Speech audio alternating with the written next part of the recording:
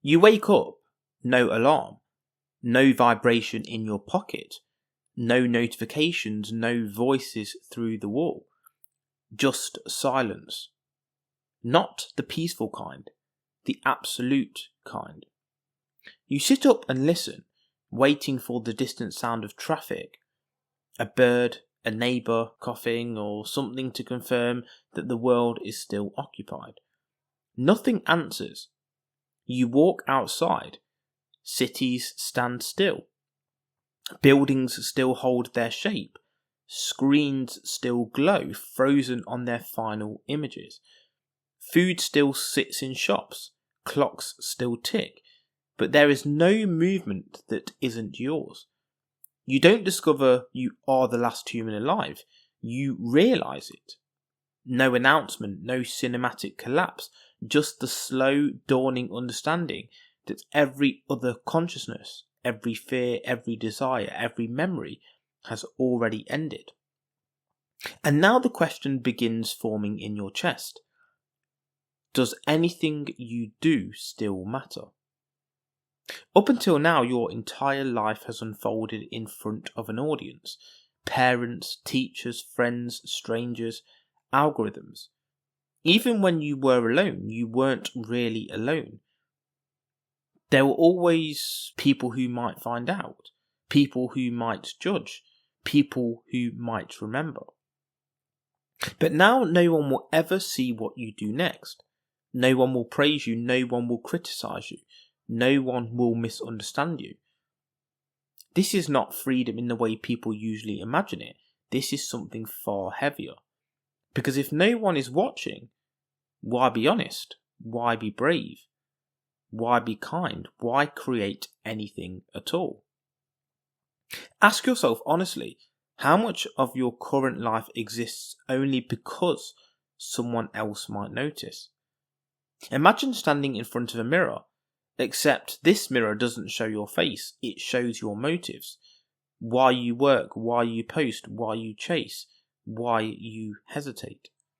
Now imagine the mirror cracks and every reason connected to approval disappears. No likes, no legacy, no reputation, no future generations to inherit your story. Would you still train your body? Learn, build, speak the truth, choose the harder path? Or would everything collapse into comfort?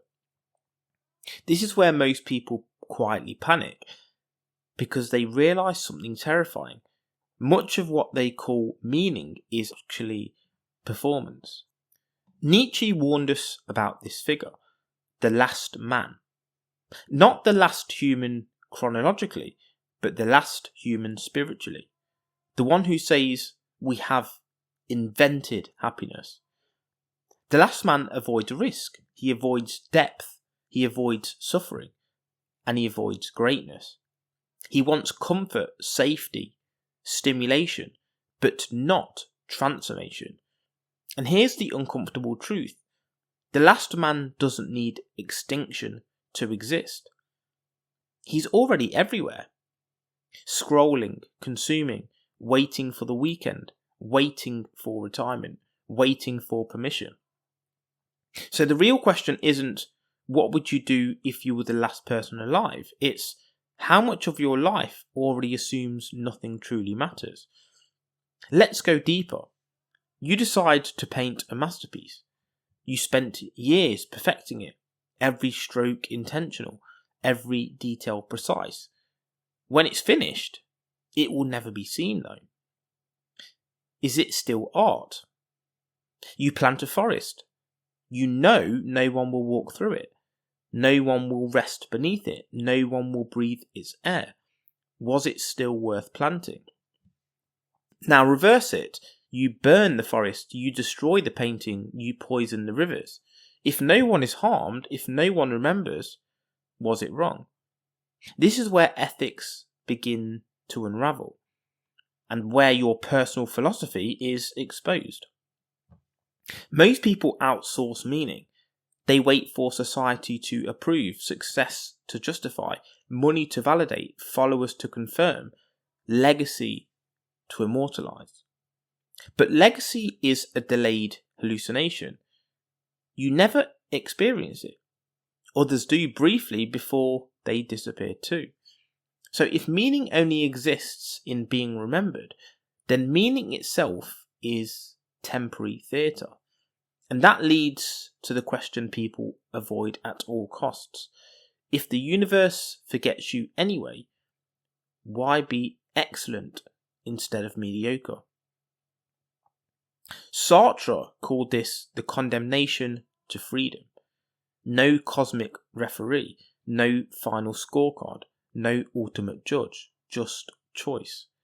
And choice is heavy, because once you realise no one is coming to save you, no one is coming to validate you, and no one is coming to assign meaning, you are left with only one option: to choose what matters and live as if it does. Now bring it back. You're not the last human, but you act like someone is always watching. You hesitate to start because what will people think? You water down your truth because it might offend. You delay your life because it's not the right time. But truly imagine that tomorrow all social feedback disappears. No metrics, no comparison, no audience. What would you finally do? The answer is not hypothetical. That's your suppressed self. So here's the first grounding principle.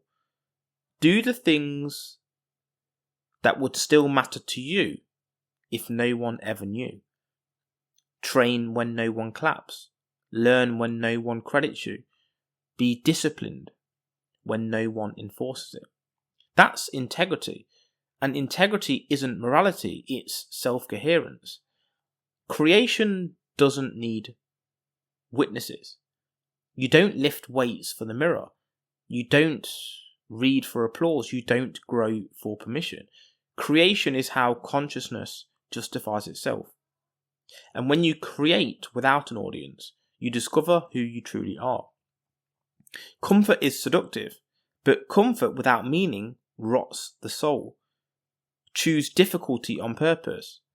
Hard conversations, long-term goals, self-discipline, voluntary discomfort. Not because it's impressive, but because it makes you real to yourself. So let's return to the empty world. You are still now the last human. The sun rises, you feel it on your skin, you breathe. And in that moment, meaning is not something you find. It's something you embody. And whether the universe notices or not, you do. If nothing mattered, you wouldn't feel the weight of this question, which means something already does. And the terrifying, beautiful thing is, it's you.